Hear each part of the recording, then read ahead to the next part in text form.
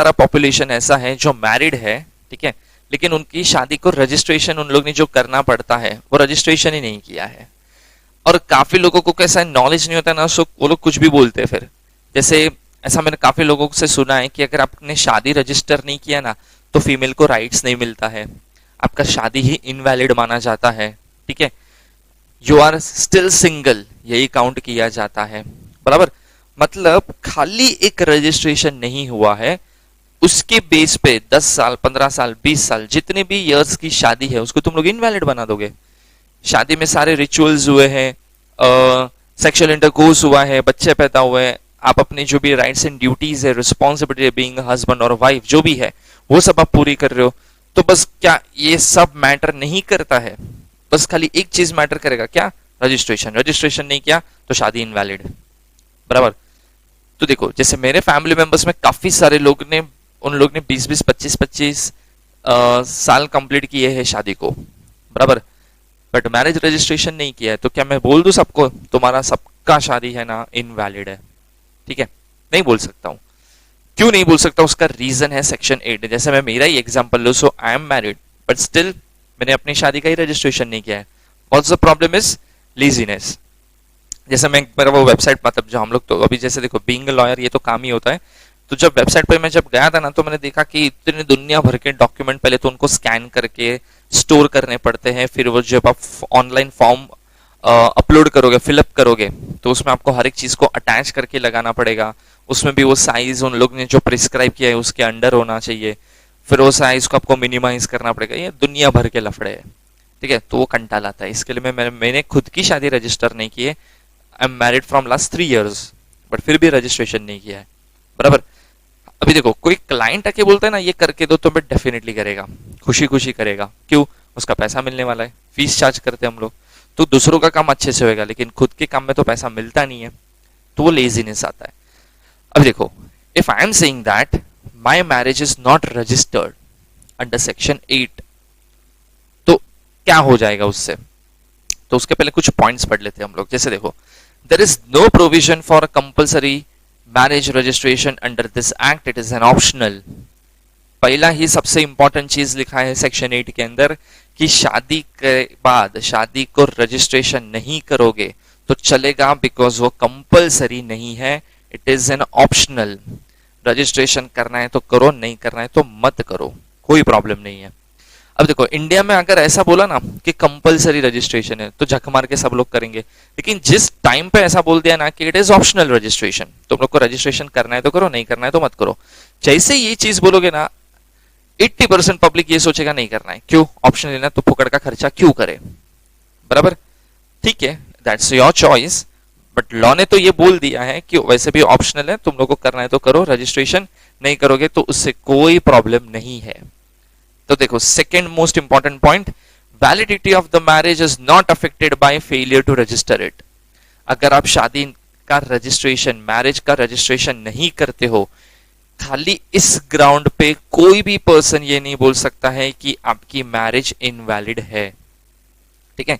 So registration is not the criteria to define my marriage whether it's valid or invalid, ठीक है। खाली ये criteria के base पे मेरा मैरिज वैलिड है इनवैलिड है इसको कोई जस्टिफाई नहीं कर सकता है, उसको कोई डिफाइन नहीं कर सकता है, ठीक है।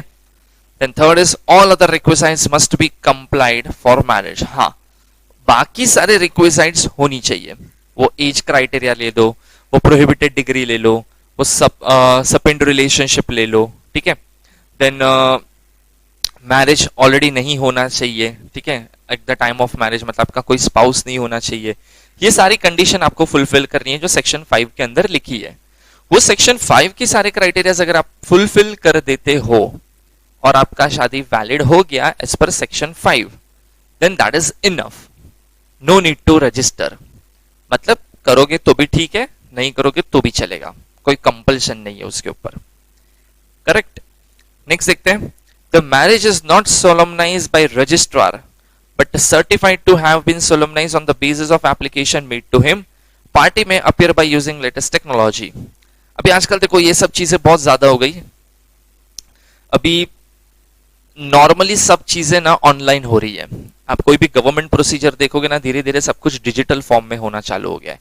तो अगर सपोज मैंने शादी की, ठीक है, और मैं रहता हूँ एक्चुअली सपोज यूएसए में, लेकिन मैं शादी करने के लिए इंडिया में आया, फिर ऐसा डिसाइड किया था कि अभी थोड़े टाइम हो तो शादी का, मैरिज का रजिस्ट्रेशन भी करके जाता हूँ, बराबर।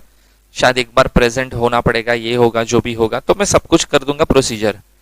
लेकिन मैं जाऊं उसके पहले मेरा प्लान था कि शादी का रजिस्ट्रेशन, मैरिज का रजिस्ट्रेशन करके जाऊंगा, लेकिन suppose because of certain emergency situation मेरे को रजिस्ट्रेशन की डेट के पहले ही जाना पड़ा, और मेरी वाइफ यहाँ पे ही है, उसने रजिस्ट्रेशन की प्रोसेस को आगे कंप्लीट किया, लेकिन मैं तो नहीं था।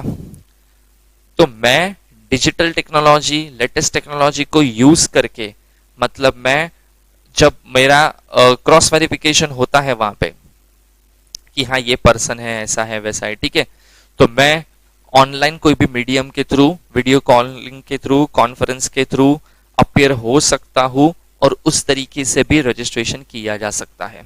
बिकॉज कैसी सिचुएशन है, मैरिज रजिस्ट्रेशन में काफी टाइम ऐसा होता है कि पर्सन इमीडिएटली कहीं पे जाना पड़ा, आउट ऑफ इंडिया रहता है, ये है वो है, मैरिज रजिस्ट्रेशन में कुछ ना कुछ डेट का थोड़ा इश्यू हो गया, सो ऑब्वियसली आप अपना काम धंधा छोड़ के मैरिज रजिस्ट्रेशन के लिए थोड़ी वेट करते बैठोगे, ठीक है।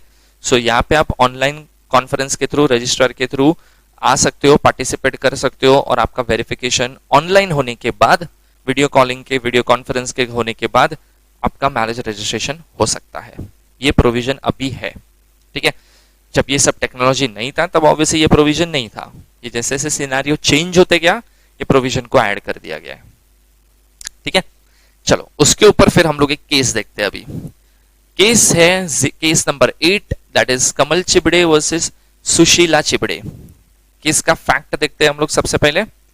If marriage is not registered as per act, then it can be treated as invalid only on this ground, ठीक है। ऑलरेडी मैंने बता दिया है आपको कि मैरिज रजिस्ट्रेशन नहीं हुआ है, इट डजंट मीन कि आपका मैरिज इनवैलिड है। ऑलरेडी हम लोग ने सेक्शन 8 के अंदर यही पढ़ा है। जजमेंट देख लो फिर। Bombay High Court stated that marriage cannot be treated as invalid only on the grounds of registration. All other requisites are complied, then the marriage is valid in nature. अगर आपने section 5 के सारे criteria fulfil किए हैं, ठीक है, और उसके हिसाब से आपका मैरिज प्रॉपर है, वैलिड है, तो बस हो गया, मैरिज वैलिड है। इस ग्राउंड पे कि रजिस्ट्रेशन नहीं हुआ है, आपके मैरिज को कोई भी इनवैलिड डिक्लेयर नहीं कर सकता है। सिंपल। चलो नेक्स्ट देखते हैं फिर। केस नंबर 9, सीमा वर्सेस अश्विनी कुमार। केस देखते हैं। Why marriage registration is important. अच्छा देखो, अभी लोगों को डाउट ये आता है कि section 8 deals with the registration of marriage, ठीक है। अभी जब लोगों को डाउट ये आ जाता है कि जब ऑप्शनल है तो प्रोविजन रखा ही क्यों है, उड़ा ही दो प्रोविजन, बराबर। मतलब आज कैसा हो गया कि इतनी इंपॉर्टेंट चीज लोगों को लगती है मैरिज रजिस्ट्रेशन, ठीक है, लेकिन जब एक्चुअल में आप उसके प्रोविजंस पढ़ोगे तो उसके अंदर क्या लिखा है कि no need to registration of marriage and it's not compulsory, it's optional for each and every person, ठीक है। जिसको रजिस्ट्रेशन करना है करेगा, नहीं करना है नहीं करेगा। तो प्रोविजन ही क्यों बनाया? और चलो बनाया तो ठीक है, तब बना दिया, अभी हटा दो, अमेंडमेंट के थ्रू उसको हटा सकते हो ना तुम लोग, तो क्यों नहीं हटा रहे लोग? तो क्या ऐसा रजिस्ट्रेशन, ऑब्वियसली आज देखो कोई भी अगर पर्सन पूछेगा कि रजिस्ट्रेशन कंपलसरी नहीं है, ऑप्शनल है, चलो ऑप्शनल है तो मेरी चॉइस है, मेरे को करना है तो करूंगा। तो कोई कुछ पूछेगा ना क्वेश्चन, रजिस्ट्रेशन करेंगे क्या फायदा होएगा उसका, बराबर। आज अगर मेरी वाइफ मेरे पीछे पड़ गई कि रजिस्ट्रेशन करो, मैरिज का रजिस्ट्रेशन करो, तो कुछ तो फायदा होता होगा ना मैरिज रजिस्ट्रेशन का। So why marriage registration is important, उसका आंसर देखो कोर्ट ने क्या दिया। Supreme Court stated that marriage of all the person who are citizen of India belonging to the various religion should be made compulsory registrable in their respective states where the marriage is solemnized. Supreme court ने यह बोला कि चाहे आप हिंदू हो, मुस्लिम हो, पारसी हो, Christian हो, कोई भी रिलीजन के रहने दो, हर मैरिज जो भी कास्ट में, जो भी रिलीजन में होगा, सबके लिए रजिस्ट्रेशन का रूल एप्लीकेबल है। It is not just like that कि ये खाली हिंदू मैरिज एक्ट के लिए बनाया गया है, मुस्लिम लॉ में, पारसी लॉ में, क्रिश्चियन लॉ में इसको अडॉप्ट नहीं किया गया है। ये रूल सबके लिए है। चाहे मैं मुस्लिम हूं और अगर मैं शादी कर रहा हूं तो मुझे भी मैरिज रजिस्ट्रेशन का रूल एप्लीकेबल है। अगर मैं पारसी हूं, मैं शादी कर रहा हूं, तो मुझे भी मैरिज रजिस्ट्रेशन का रूल एप्लीकेबल है, बराबर। इसमें क्योंकि देखो आपको पता है कि हिंदू मैरिज एक्ट, मुस्लिम law, Christian law, Parsi law, सबकी मैरिज के क्राइटेरियाज, रूल्स बहुत अलग हो जाते हैं।